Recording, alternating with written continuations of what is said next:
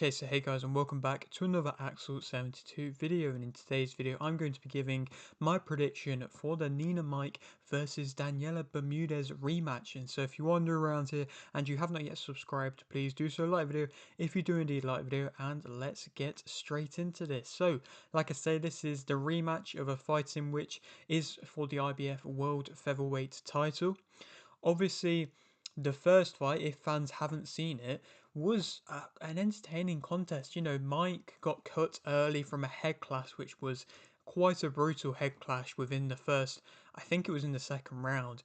And from then on, her face just was non-stop bleeding. It was at the kind of tip of the middle center of the top of her forehead, and he just seemed to never close up and just continue to make it look like a gruesome kind of war between the two of them. And to be fair, it did end up playing out like that. I had Meinke up by about 3 rounds in my opinion. You know, there was a couple rounds that were maybe a little bit close to score, but like I say, I had Meinke up by 3 rounds, and it was scored a majority decision, which I suppose isn't really too surprising when you have a fight that, you know, you as a fan score with one fighter in favour probably less than 5 or 6 rounds. You can't really be too surprised that one judge might have it the other way. You know, yes, 5 or 6 rounds is a lot of rounds, but judges just, you never know what they're going to say and things like that. So, you know, I wasn't really overly surprised it ended up being a majority decision, but inevitably, at least, you know, Mike got the win. She deservedly got the win. And when we're coming off a weekend in which showcased boxing, you know, some real star names that everybody was so excited to see, just not necessarily always deliver, with, of course, Canelo and Devin Haney as well, and, you know, fighters like that struggling to get their matchups to be entertaining. Yes, this fight isn't a huge contest, and, you know, the first fight was in Germany, it was in seemingly a sports hall, and, you know, to be fair, there seemingly was quite a good atmosphere. They had the drum going, they had, you know, the fans cheering for Mike, and, you know, it seemingly was a good atmosphere. It showcased that boxing can be fought at a entertaining level, and it just doesn't have to always be in front of a mass crowd. You know, Mike showcased that you can fight a defensive fight against a bullish type of fighter who's just going to be walking forward and pouring on shots, and still be attacking at times and still have success. And, you know, she was continuously lining on Bermudez onto counters and having a lot of success with that. But then she was also getting a head movement going as well at times as well. And so, you know, yes, Bermudez was having success at times, and yes, her style is a frustrating style. I mean, Bermudez, she's a former world champion at multiple different weight divisions, and, you know, she is a tough contestant to fight for anybody. And, you know, she is going to be, just like I say, continuously walking forward. She, for the first few rounds, well, for the majority of the fight until maybe round 8 or 9, she was just walking forwards and just pouring out shots. And, you know, it was one-dimensional, her approach. She was just throwing continually, you know, the same kind of pouring shots, and was just staggering forward. You know, there wasn't really too much defensive care or anything like that. And, you know, she was continuously walking onto shots and not really offering much head movement. And, you know, defense in general, it was very, like I say, she was just stood upright, and it was a very defensively uncaring performance. In, you know, round 9, I think it was, she started to use a head movement a little bit, and we were kind of there questioning why didn't she use that sooner, because it was actually working and it was making her look good. And I just didn't, like I say, know why she didn't use that earlier. But she was always going to be a tough contestant for anybody, and she has had her losses in her time, and, you know, got knocked out by Amanda Serrano, in which, you know, not too many fighters have been knocked out by Serrano, especially in recent times. But it was still, like I say, a very good performance from Mike. She was continuously moving around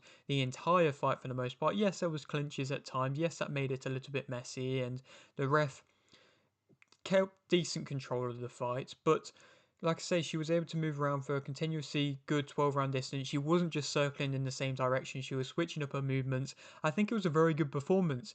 Do I think if she'd have fought Amanda Serrano when they were scheduled to fight, that she would have been able to win with that type of a performance? No, because I think Serrano is a much better fighter who's going to be coming with much more attacking of a presence, and not just defensively or not just offensively plodding forward. She comes with a lot more intent, and she can cut off the ring better and everything like that, and won't be just walking onto the same shots continuously. But against somebody like a Bermudez, she did exactly what she had to do for the most part, and I think it's always gonna be a tough contest whenever you fight Bermudez, because, like I say, her style is difficult for you to be able to land and not get caught yourself, and a lot of her punches, because she is so flat-footed, means that she is going to be landing with authority and landing with shots in which are going to make the judges, probably take note of them shots, because they are going to look like they are hurting. But Mike was able to land her own shots which looked like they were causing damage from herself, and inevitably, like I say, put on a very good performance. And of course, this was a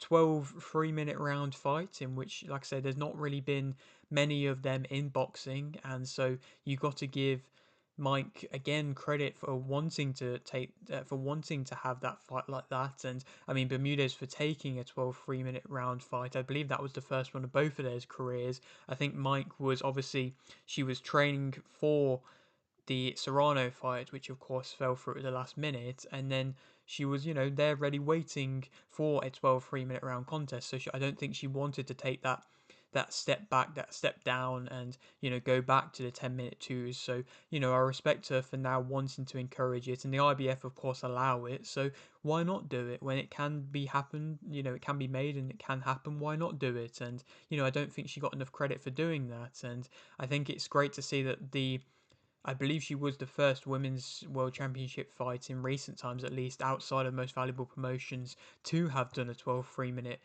round fight. And so, again, like I say, that's impressive to see, and it's nice to see. And in general, that shows that boxing in that way is progressing. Does that mean that we're going to see all fights in the future 12 3-minute rounds in the women's side of things? I don't know, but that was an entertaining contest. So if they're all entertaining like that and bringing the action throughout the entire fight, then why not? These guys, or these girls, I'm sorry, were just swinging out in the final round, and so they have that entertaining element about them, and so that showcases that there can be entertaining fights on both sides, men and women, and they can both be swinging it out in the final rounds, bringing the action, making fights entertaining that fans would want to see. And hopefully this means that there'll be more eyes on this rematch. And I believe that Nina Mike will still be able to win via unanimous decision. I think she's going to be able to win more unanimously. I would like to hope that the cut doesn't open up, but it possibly could. There could easily be another clash of heads because of Bermudez's style and the fact that Mike is trying to lean in and out with her work, and come in, lunge in, and then try and come out without getting caught. It means that there is a high chance of them being able, going and clashing heads. Hopefully we don't see it, and then I do think if we don't see that happen, and even if it does happen, hopefully it doesn't happen as bad for Mike, then I think she could go on and box for a unanimous decision victory, as I feel like she did deserve in that last contest. Who she could go on to fight next, I think there's definitely some good options and some good fights there.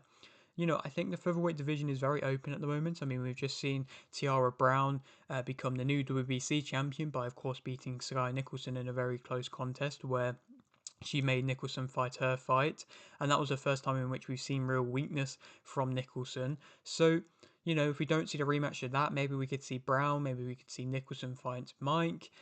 Possibly that could be a good fight. Maybe that would be an entertaining boxing affair against two skilled, boxers who have got good defense about them between Mike and between Nicholson. That could be a good contest. Or Artenstall, she's got good boxing as well, but she was able to score a nice knockdown along with a good performance against Chapman last time out. So that could be a good fight to be made. Or Sarah Mahfood, of course, Mahfood was able to beat Mike earlier on, and Mike had, I believe, two opportunities to win a world title before her last fight, and so she wasn't able to win either of them. So maybe she could go back and avenge at least the loss that she had versus Sarah Mahfood. Mahfood obviously lost to Nicholson, but then went on to win in her last fight, so that could easily be made as well, and that could be a good contest. Mike inviting over a contender to Germany could be a good fight, and two fighters who have had recognition at fighting, big names. So why not? And like I say, there's definitely some good matchups there, and I think the featherweight division is definitely wide open at the moment now that Serrano has left. So we will have to wait and see what happens. But yeah, that is it for today's video. Hope you did enjoy. Like the video if you did, like the video, subscribe if you're new, and thanks for watching.